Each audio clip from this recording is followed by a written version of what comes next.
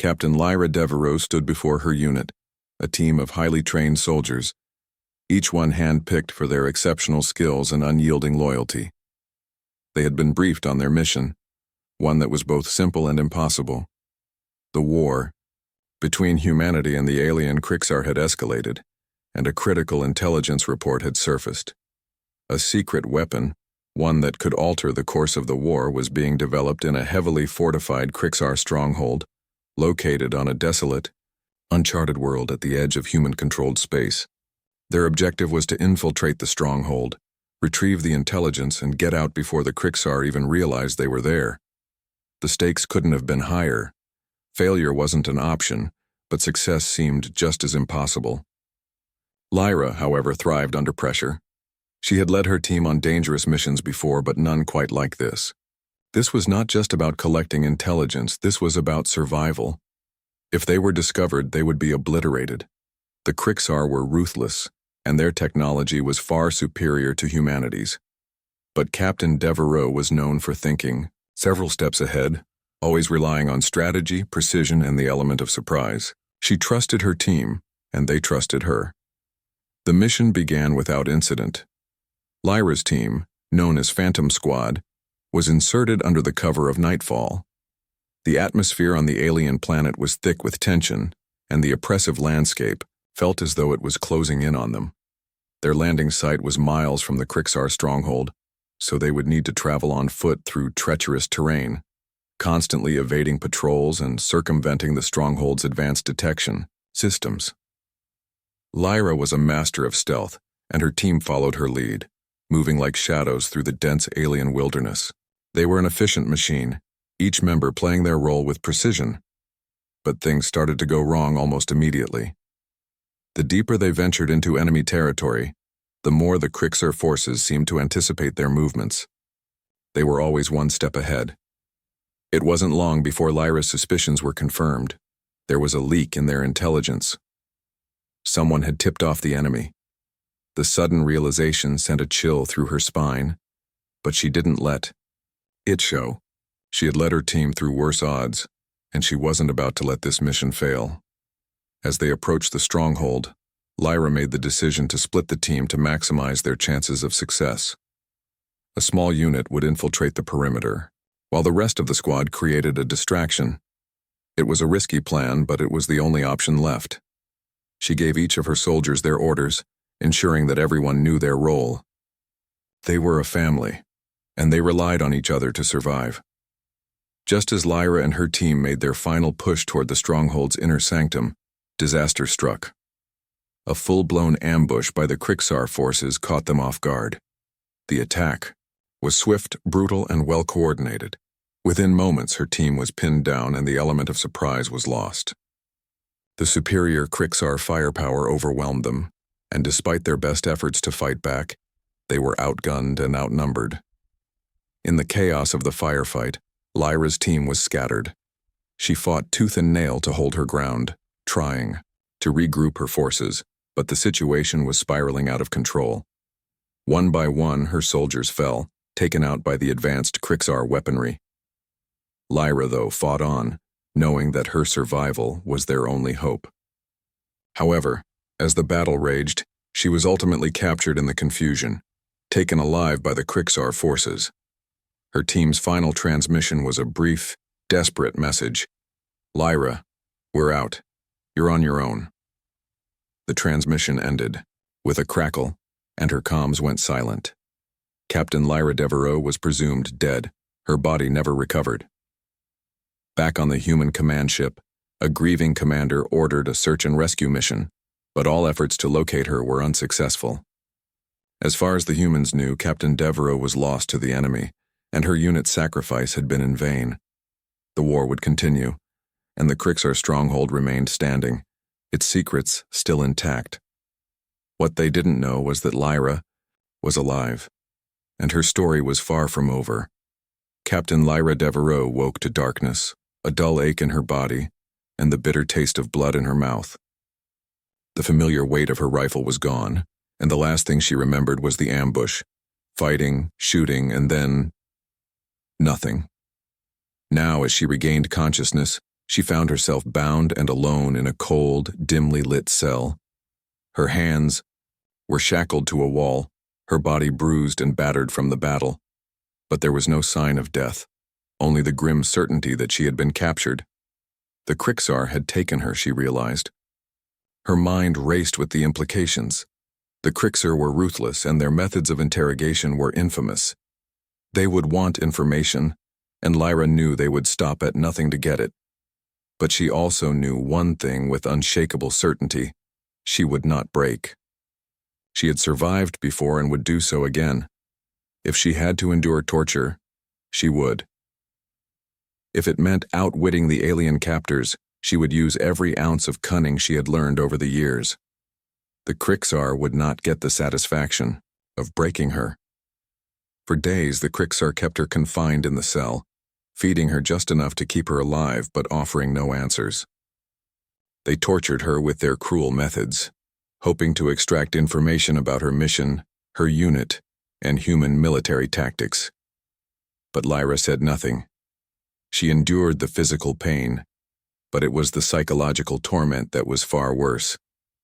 She was isolated, stripped of all hope of rescue. Each day felt like a battle for her mind as much as for her body. Then, a new development came. One of the Krixar commanders, Drak, came to her cell with an offer. He was a higher-ranking officer, and his demeanor was different from the others. He did not seem as cruel, nor did he seem interested in torturing her further. Instead, he seemed to have a plan of his own. "I know you are a leader, Captain Devereux," Drak said in his guttural voice, his eyes cold but calculating. "Your people are resilient, but you fight for a lost cause. The Krixar will crush humanity. You will all die, just as your squad did." Lyra's defiant silence only fueled his words, but he continued. "But there is another way. I can offer you a chance to survive. You have what it takes to lead my faction of Krixar rebels, those who are not satisfied with the ruling regime. We need someone like you. You see, Captain, not all of us are loyal to the tyrants who lead this war." The revelation hit Lyra like a thunderclap. The Krixar, despite their overwhelming strength, were not a monolithic force. There were factions, divisions, and cracks within their ranks. Drak's offer was an unexpected lifeline, an alliance of sorts, one that could change everything. Over the following weeks, Lyra was given a different treatment. She was still a prisoner, but her captivity was lessened as Drak's faction quietly began to show their support. They provided her with better food, more comfortable conditions, and began offering her the chance to speak with others who were disillusioned with the Krixar leadership. Slowly, the pieces of the puzzle began to come together. The Krixar Empire, despite its technological might and military dominance, was not as invincible as it appeared. Drak and his faction were opposed to the current leadership, which was hell-bent on conquering the galaxy at any cost. They saw the arrogance of the ruling class and believed that there was a chance to overthrow them. Lyra, ever the strategist, saw the opportunity. If she could rally these disillusioned factions and unite them under her banner, she could strike a blow against the Krixar and perhaps escape with valuable information. If nothing else, it would buy her time and give her a chance to turn the tables. But there was a catch. Drak's faction was small and fragmented. They had neither the resources nor the manpower to take on the full force of the Krixar military. They needed someone with the experience and leadership to make a stand. And that was where Lyra came in. She had led her unit through impossible odds before, and now, with a ragtag group of Krixar dissidents, she had the chance to lead again. For Lyra, the decision was clear. She had been brought here to die, but instead she would turn the tables. She would not only survive, she would escape, and she would bring down the regime that had imprisoned her. She would fight for the lives of her people and the alien rebels, united in the face of a common enemy. The seed of rebellion had been planted, and Lyra Devereux would nurture it into a force that could change the fate of an entire galaxy. After weeks of secretive planning and covert training, Captain Lyra Devereux emerged from her captivity as a leader of something unexpected, an army of former enemies, united under her command. With the Krixar's oppressive regime pushing their people to the brink, more and more of their soldiers, officers, and civilians were defecting to the cause. Lyra's reputation as a hardened leader, one who had survived the brutal Krixar captivity and stood tall in the face of overwhelming odds, began to spread among the dissidents. They saw her as more than just a prisoner. She was a symbol of resistance, a spark that could ignite a fire within the galaxy's oppressed. Lyra's initial plan had been simple: escape from the Krixar stronghold, and perhaps sabotage their operations from within. But as the factions within the Krixar army grew more numerous and disillusioned, her role shifted. She was no longer just a prisoner or a survivor. She had become the beacon for a rebellion that spanned beyond human borders. The Krixar rebels, once scattered and disorganized, now had a leader who could unify them. Through clandestine meetings and whispered conversations, Lyra consolidated power, uniting various groups with promises of a better future. They were soldiers, workers, engineers, and civilians, all of whom had seen the flaws in the Krixar Empire, and now saw Lyra as their only hope. These rebels were the heart of her army, and Lyra trained them with the same precision and discipline that she had used with her Phantom Squad. As she taught them military tactics, she instilled in them a sense of purpose. This wasn't just a fight for survival anymore. It was a fight for freedom, a fight for justice. But even with a growing army, Lyra knew that victory wouldn't come easy. They were up against a formidable enemy, one with advanced technology, weapons, and an unrelenting desire for conquest. Yet Lyra's ingenuity and tactical brilliance began to shine through. She orchestrated a series of daring raids on Krixar supply lines, cutting off essential resources and destabilizing the enemy's infrastructure. Her army, though small, was quick, mobile, and resourceful. They struck at the heart of the enemy's power, using guerrilla tactics and knowledge of Krixar weaknesses to level the playing field. In these moments, Lyra's leadership began to shape her force into something more formidable.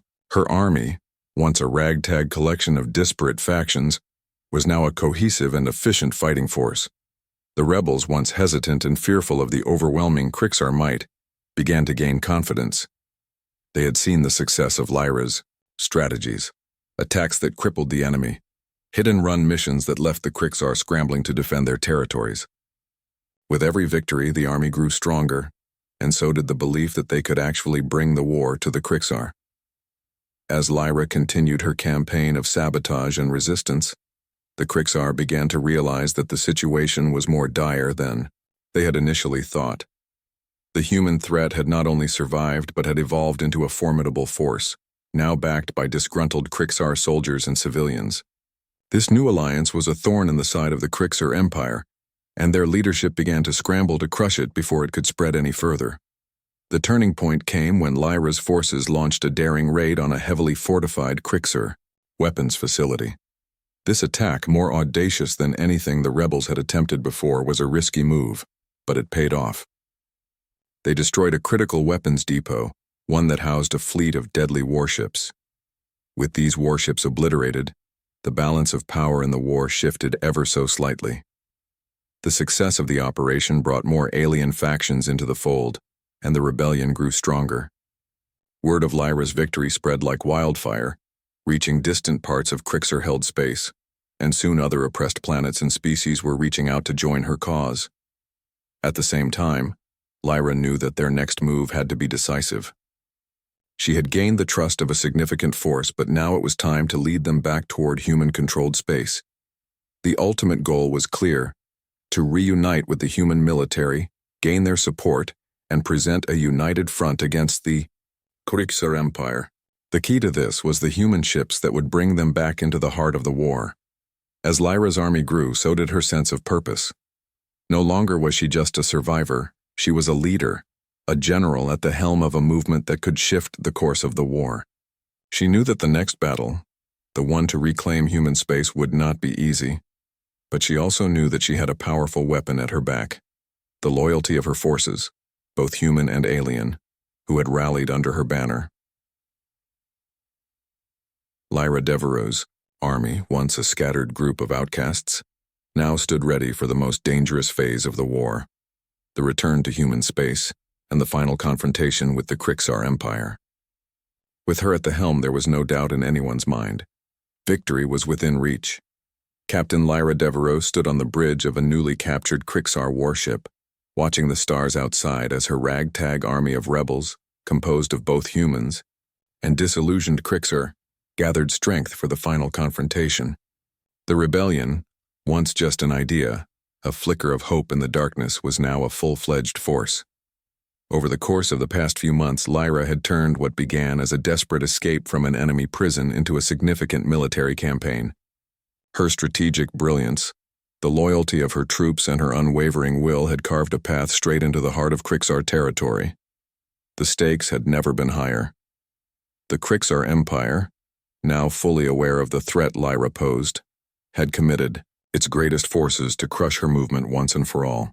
But what the Krixar did not anticipate was the scale of the rebellion she had built, an army united not only by hatred for their oppressors, but by loyalty to a leader who had proven time and again that she could lead them to victory against impossible odds. Now, with an army bolstered by defectors, deserters, and prisoners, Lyra was preparing for the final phase of the war, a direct assault on the Krixar homeworld itself. The first task in the final assault was convincing the human military that Lyra's forces were a legitimate and viable ally. At first, they had been skeptical. How could they trust a woman who had disappeared without a trace, presumed dead, and returned with an army of defectors from the enemy? It took months of back-and-forth communications and a demonstration of her growing power for the humans to acknowledge the reality of the situation. Her successful capture of Krixar warships, sabotage of their supply lines, and the invaluable intelligence she had gathered all spoke to the strength of her new army. Slowly but surely, Human Command agreed to send reinforcements to her cause. However, while this alliance was a major step, Lyra knew she needed to be careful.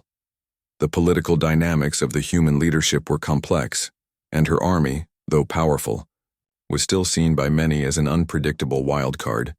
Trust wasn't something easily earned, and there were many factions within Human Command that viewed her with suspicion. Yet there was no time to waste. With the Krixar Empire threatening to quash any hope of rebellion, Lyra pushed forward with a daring plan to unite both human and alien forces under one banner and take the fight directly to the heart of the enemy. The final assault on the Krixar capital was a massive, multifaceted operation. The first phase was an all-out strike on the outer defenses of the planet, where Krixar warships and military installations lay in wait. Lyra's forces, equipped with captured Krixar warships, human technology, and the guerrilla tactics they had honed, attacked in waves. The battle raged across space and in orbit, with Lyra's fleet launching surprise attacks on the Krixar's most strategic positions. Her tactical brilliance was evident as she anticipated the enemy's movements and countered them with devastating precision. Her forces struck quickly, then disappeared into the shadows, leaving the Krixar scrambling to regroup.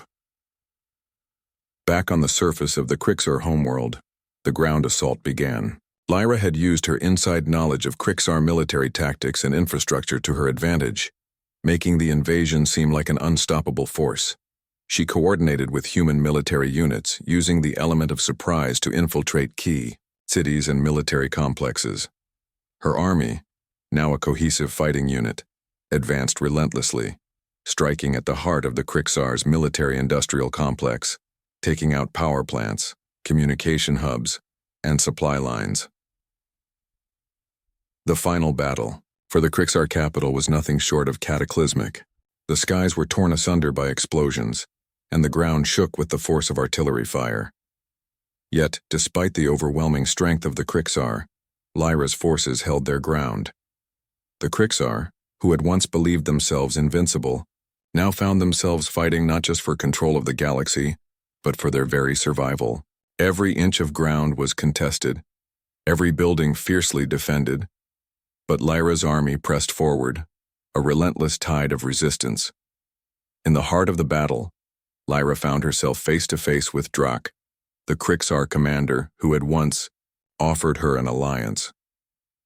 Now, standing among the ruins of his empire, he was a broken man. His belief in the invincibility of his people shattered. He had underestimated Lyra, and he paid the price for it. With her tactical genius and unwavering resolve, she led her army to a final confrontation that saw the fall of the Krixar leadership.